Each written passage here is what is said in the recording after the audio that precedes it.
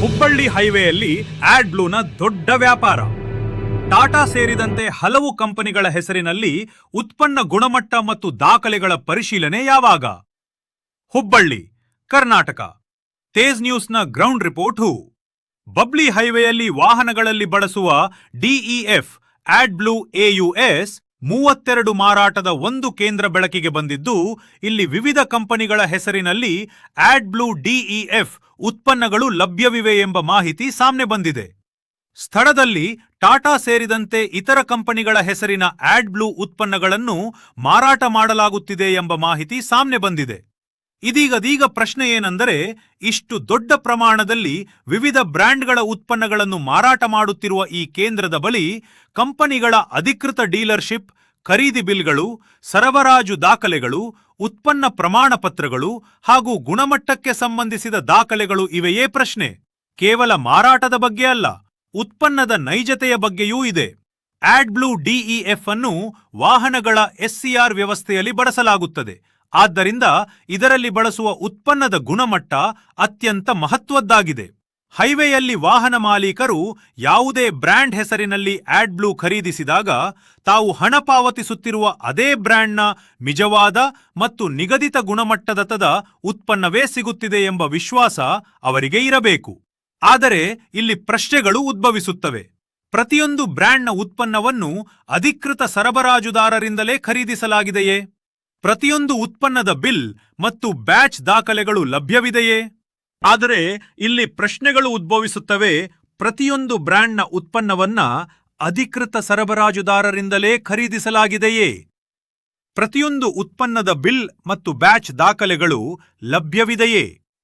ಉತ್ಪನ್ನದ ಗುಣಮಟ್ಟವನ್ನು ಅಧಿಕೃತ ಪ್ರಯೋಗಾಲಯದಲ್ಲಿ ಪರೀಕ್ಷಿಸಲಾಗಿದೆಯೇ?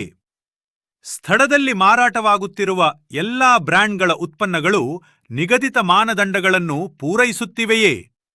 ಮತ್ತು ಅತ್ಯಂತ ದೊಡ್ಡ ಪ್ರಶ್ನೆ, ಸಂಬಂಧಪಟ್ಟ ಇಲಾಖೆಯು ಎಂದಾದರೂ ಈ ಕೇಂದ್ರದಿಂದ ಆಡ್ ಬ್ಲೂ ಡಿಇಎಫ್ ಮಾದರಿಗಳನ್ನು ಪಡೆದು ಪರೀಕ್ಷೆ ನಡೆಸಿದೆಯೇ? ಪರಿಶೀಲನೆಯಲ್ಲಿ ಉತ್ಪನ್ನವು ನಿಗದಿತ ಮಾನದಂಡಗಳಿಗೆ ಅನುಗುಣವಾಗಿದೆ ಎಂದು ಕಂಡುಬಂದರೆ ಪರಿಸ್ಥಿತಿ ಸ್ಪಷ್ಟವಾಗಲಿದೆ. ಆದರೆ ಯಾವುದೇ ಉತ್ಪನ್ನದಲ್ಲಿ ಗುಣಮಟ್ಟದೊಂದಿಗೆ ತೊಡಕು, ಕಲಬೆರಕೆ ಅಥವಾ ನಿಗದಿತ ಮಾನದಂಡಗಳಿಂದ ವ್ಯತ್ಯಾಸ ಕಂಡುಬಂದರೆ ಇದು ಗಂಭೀರ ವಿಷಯವಾಗಬಹುದು ಮತ್ತು ಹೊಣೆಗಾರಿಕೆಯನ್ನು ನಿಗದಿಪಡಿಸುವುದು ಅಗತ್ಯವಾಗುತ್ತದೆ. ಟಾಟಾ ಹೆಸರಿನಲ್ಲಿ ಉತ್ಪನ್ನ ಮಾರಾಟವಾಗುತ್ತಿದ್ದರೆ ಪ್ರಶ್ನೆಯೂ ನೇರವಾಗಿದೆ. ಯಾವುದೇ ಕಂಪನಿಯ ಹೆಸರಿನಲ್ಲಿ ಉತ್ಪನ್ನವನ್ನು ಮಾರಾಟ ಮಾಡಲಾಗುತ್ತಿದ್ದರೆ ಅದರ ಸರಬರಾಜು ಸರಪಳಿ ಮತ್ತು ಅಧಿಕೃತ ಮಾರಾಟಗಾರರ ಸ್ಥಿತಿಯನ್ನು ಪರಿಶೀಲಿಸುವವರು ಯಾರು? ಈ ಮಾರಾಟದ ಬಗ್ಗೆ ಕಂಪನಿಯ ಅಧಿಕೃತ ಪ್ರತಿನಿಧಿಗಳಿಗೆ ಮಾಹಿತಿ ಇದೆಯೇ? ಸಂಬಂಧಪಟ್ಟ ಕೇಂದ್ರದ ಬಳಿ ಕಂಪನಿಯಿಂದ ಉತ್ಪನ್ನ ಖರೀದಿಸಿರುವುದಕ್ಕೆ ಮಾನ್ಯ ದಾಖಲೆಗಳಿವೆಯೇ? ಈ ಪ್ರಶ್ನೆಗಳಿಗೆ ಉತ್ತರ ಕಾಗದ ಪತ್ರಗಳು ಮತ್ತು ಪ್ರಯೋಗಾಲಯದ ವರದಿಗಳಿಂದಲೇ ದೊರೆಯಬೇಕು. ತೇಜ್ ನ್ಯೂಸ್ನ ಪ್ರಶ್ನೆ ಸ್ಪಷ್ಟವಾಗಿದೆ. ಹೈವೇಯಲ್ಲಿ ಪ್ರತಿದಿನ ತೇಜ್ ನ್ಯೂಸ್ನ ಪ್ರಶ್ನೆ ಸ್ಪಷ್ಟವಾಗಿದೆ. ಹೈವೇಯಲ್ಲಿ ಪ್ರತಿದಿನ ಸಂಚರಿಸುವ ವಾಹನಗಳಲ್ಲಿ ಕೊನೆಗೂ ಯಾವ ರೀತಿಯ ಆಡ್ ಬ್ಲೂ ಬಳಸಲಾಗುತ್ತಿದೆ?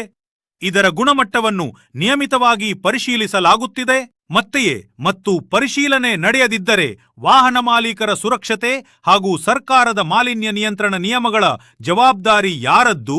ಈಗ ಸಂಬಂಧಪಟ್ಟ ಇಲಾಖೆಯು ಸ್ಥಳಕ್ಕೆ ಭೇಟಿ ನೀಡಿ ಎಲ್ಲಾ ಬ್ರ್ಯಾಂಡ್ಗಳ ಉತ್ಪನ್ನಗಳ ಮಾದರಿಗಳನ್ನು ಸಂಗ್ರಹಿಸಿ ದಾಖಲೆಗಳನ್ನು ಪರಿಶೀಲಿಸಿ ಮತ್ತು ಅಧಿಕೃತ ಪ್ರಯೋಗಾಲಯದ ವರದಿಯನ್ನು ಸಾರ್ವಜನಿಕಗೊಳಿಸುವ ಅಗತ್ಯವಿದೆ.